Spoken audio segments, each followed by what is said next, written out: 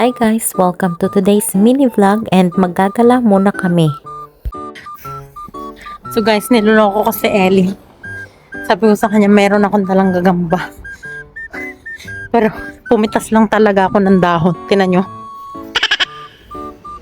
Ayan o. Napusin silang dalawa. Hinahabol ko sila. Ellie, I'm coming! Wala siya naman o. Yeah, maybe daddy wants a spider. So medyo malapit na kami niyan sa town and huminto lang kami saglit kasi hinihintay namin si Phil. Nasa likod kasi siya.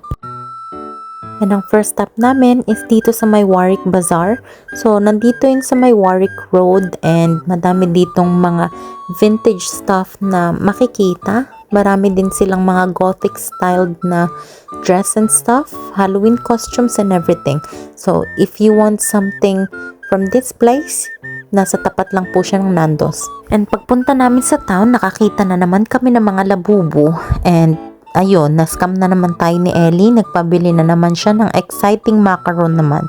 Pero hopefully hindi siya kagaya nung sa Turkey na may scam kami na begin to energy yung nasa labas. So ayan, pa-suspense pa si Ellie.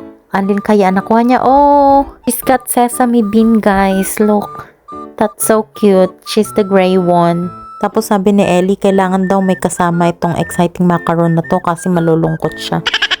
And then may nakita ako mga cabbage. Ang laki guys, mas malaki pa sa ulo ko. At dahil hindi pa kami nagbe-breakfast, kakain muna kami.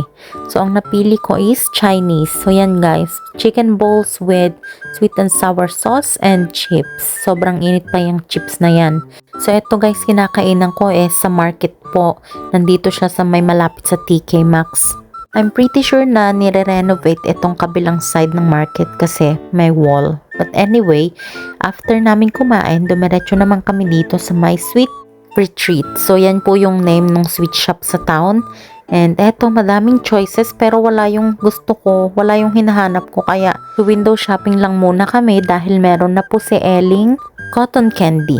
Ang British term po ng cotton candy is candy floss. Yes po, yun ang tawag nila sa candy floss. But anyway, dahil nga wala naman ako mapili, lalabas na lang kami. And I'm gonna end this video sa paghaharutan nila Phil. Yun lang muna. See you on the next one. Please follow for more.